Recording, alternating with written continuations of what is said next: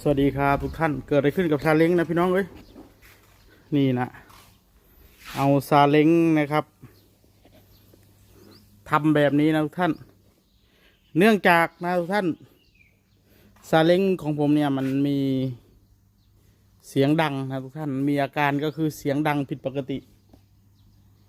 มันไม่ผิดปกติหรอกมันเป็นท่อแต่งเขาเจาะรูนะทุกท่านท่อเพื่อให้มันมีเสียงดังนะครับผมก็เลยคิดว่านะครับมันรำคาญหูมากเลยเวลาเราขี่รถไปทำงานมันเสียงดังอึกทึกคึกโครมก็เลยว่าจะเปลี่ยนเอาท่อคันนี้มาใส่นะฮะนี่จะเปลี่ยนเอาท่อคันนี้มาใส่นะท่านซึ่งมันเป็นท่อคนละรุ่นกันนะฮะมันมีจุดมาร์กหรือว่าจุดที่เขาใส่น็อตเนี่ยคนละจุดกันเดี๋ยวดัดแปลงเอาแต่ว่าเบื้องต้นนี้ดูก่อนว่ารูใส่น็อตมัน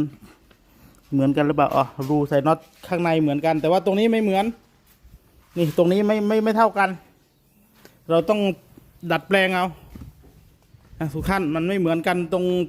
รงนี้นะครับนี่ปกติคันนั้นน่ะคันนั้นมันจะอยู่ตรงนี้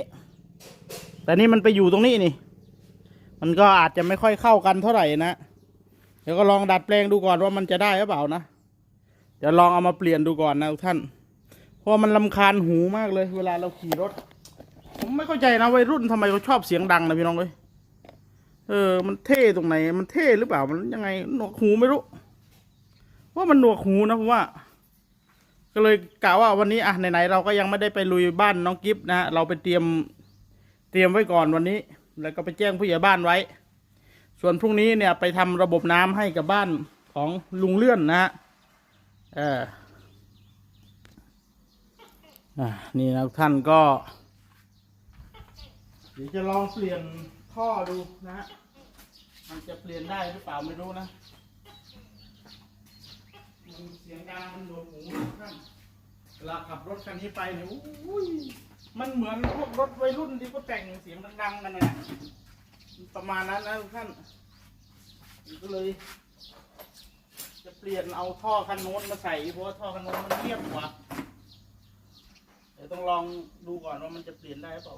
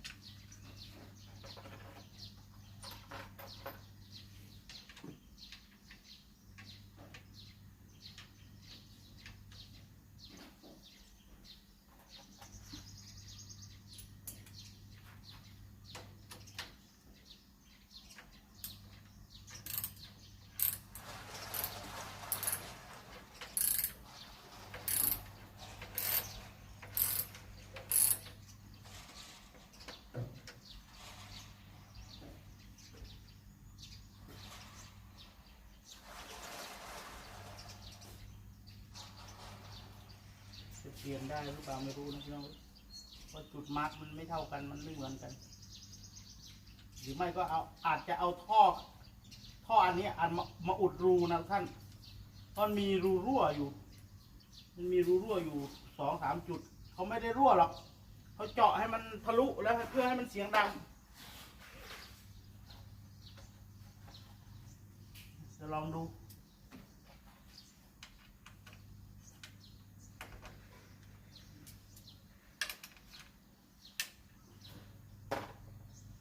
เจาะให้มันทะลุแล้วมันเสียงดัง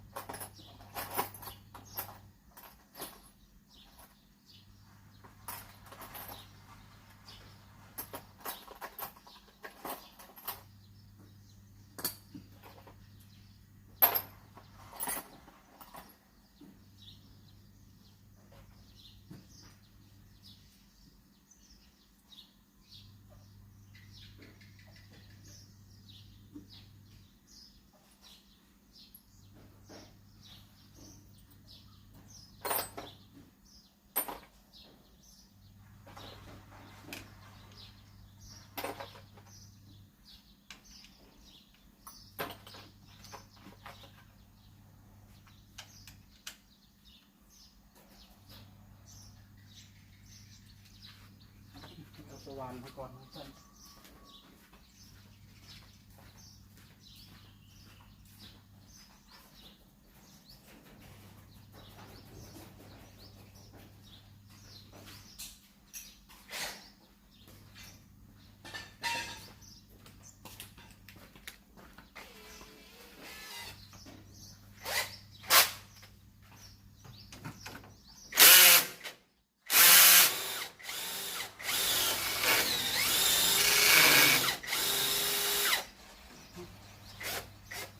ตามรถ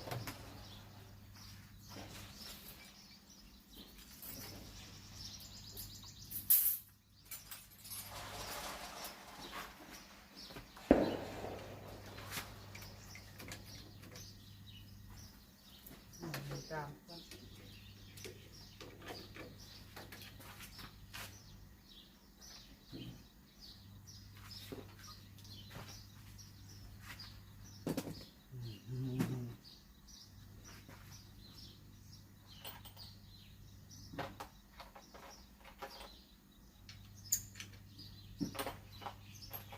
ถอดได้หรือเปล่า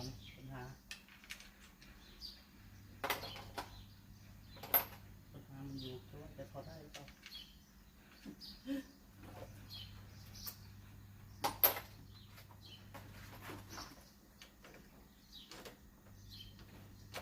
เอามาถอดได้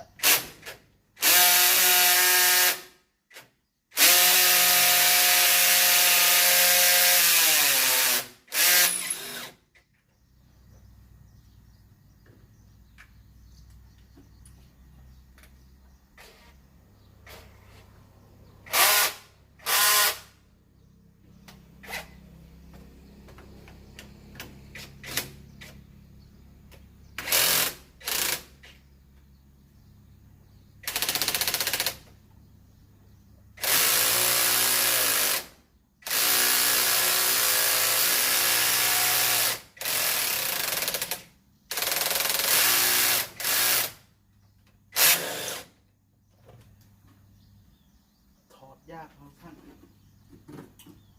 หน่อยดี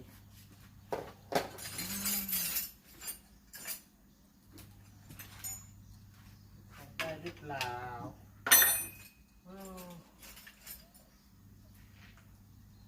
ถอดนี่ไม่ได้ปัญหาของมันแหละพี่น้องปัญหาใหญ่เลยถอดไม่ได้มีปัญหาใหญ่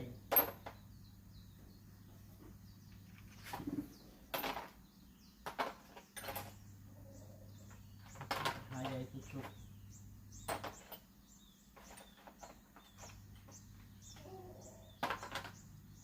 อะไรที่จะถอดออก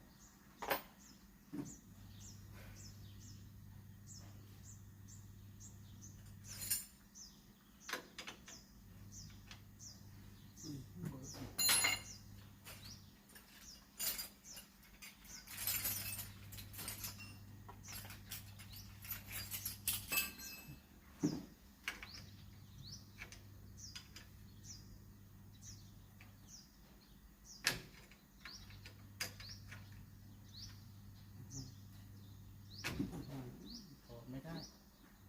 เอาไงดี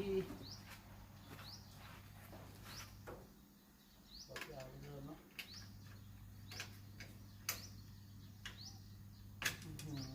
ท่านอุปกรณ์ถอดเรามันไม่มีฟุตบล็อก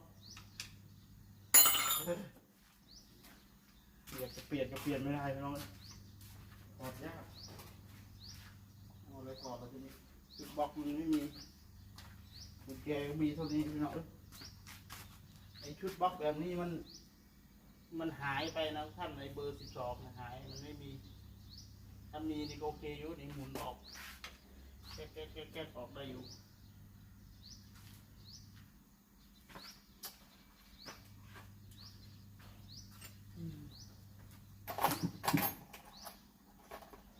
เราออกไม่ได้พี่น้อง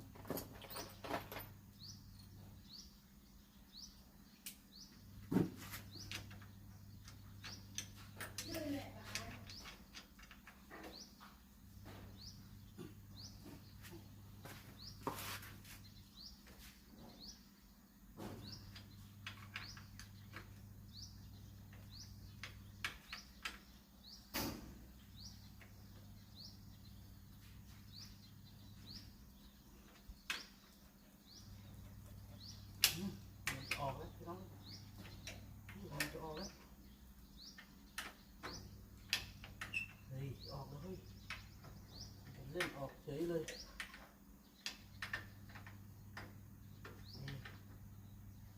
โอเคออกเฉยเลย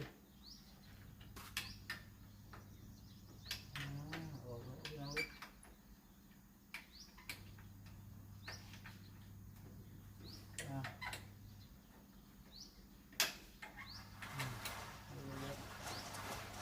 ใช้กำลังซะแล้ว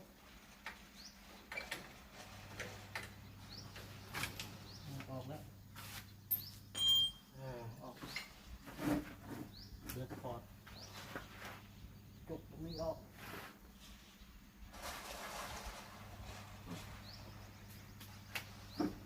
โอเคครับผมเอาออกได้แล้วพี่น้องฝากไว้ตัวนี้ออกได้แล้วเหลือเอาออกตัวนี้แล้วก็เอาคันโน้นออกสวัสดีครับ